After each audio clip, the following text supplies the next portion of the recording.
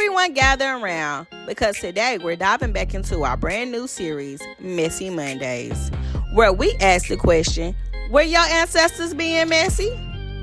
Every Monday, we're going to scour the archives, dig through old newspapers, letters, and court records to uncover the messiness, pettiness, and downright audacity of our ancestors. So grab your tea and crumpets, and let's take a drive down Messy Avenue. Today's Messy Monday is brought to you by the great and mighty Pittsburgh Courier, founded in 1907 by Henry Harrison. This headline in the Pittsburgh Courier reads, both Garveys found guilty. But hold on, this isn't about Marcus Garvey's famous mail fraud trial. This is about marriage, divorce, and some serious relationship drama. Before there was an Amy Jacques Garvey, there was Amy Ashwood Garvey. Marcus and Amy met in 1914 and married on December 25th, 1919. Marcus Garvey and Amy Ashwood had a complicated relationship that went all the way back to Jamaica and became intertwined with the early development of the UNIA. But by 1920, the marriage was falling apart. Marcus Garvey sought an annulment on March 6, 1920 and sued Ashwood on the grounds of infidelity and other reasons.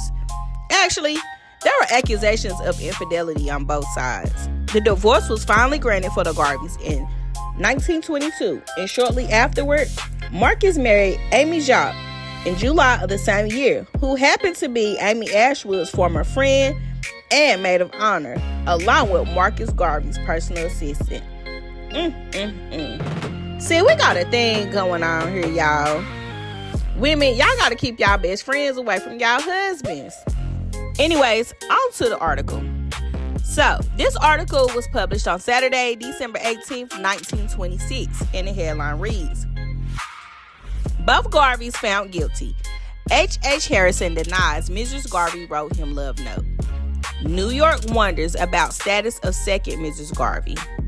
State will recognize first marriage as legal, believe. New York, December 16th.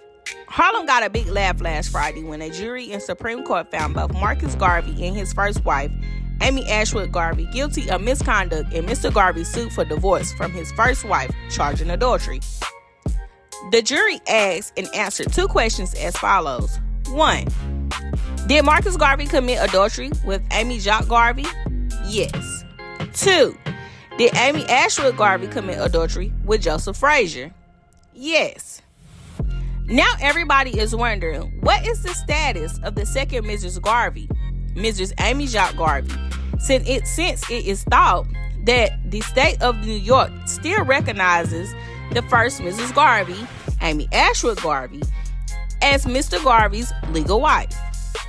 But an amusing, if unfortunate sidelight of the trial was the position in which Dr. Hubert H. Harrison found himself when a passionate love letter was read into the record, which said to be a letter from Mrs. Garvey number 1 to Dr. Harrison, telling the noted Harlem lecturer that she loves him alone, and as soon as she got enough money, she would establish a love nest and the two of them would lead the Negro race. When seen by a Courier reporter Sunday, Dr. Harrison said he had been grossly misrepresented, as the letter read into record was not addressed to him, neither was it signed by Mrs. Garvey.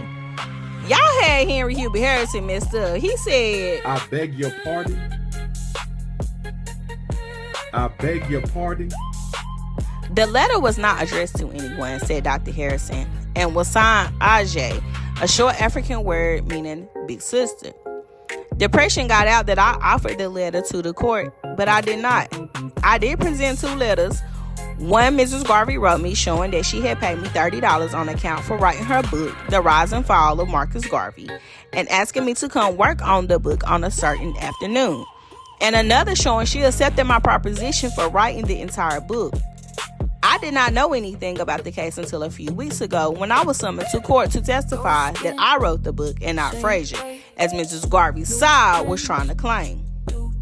I did write the book and not Frazier, and I produced two letters to prove Mrs. Garvey number 1 hired me for that purpose. I have very frankly said before, I do not care which side won. I don't now. But Mrs. Garvey never wrote me any love letters, nor did I write her any. I have in my possession both the original script manuscripts of the book as well as the original type manuscripts. Yeah, they had Big Q be messed up. Because he said he ain't had nothing to do with that polycule relationship that the Garveys had going on. All he know is that he wrote the book, got paid for the book, and Mrs. Garvey #1 side dude was trying to claim his intellectual property as his own. Well, that's all for Messy Mondays, where we ask the question, were your ancestors being messy? Drop your thoughts in the comments. Love ya. Bye. Mwah.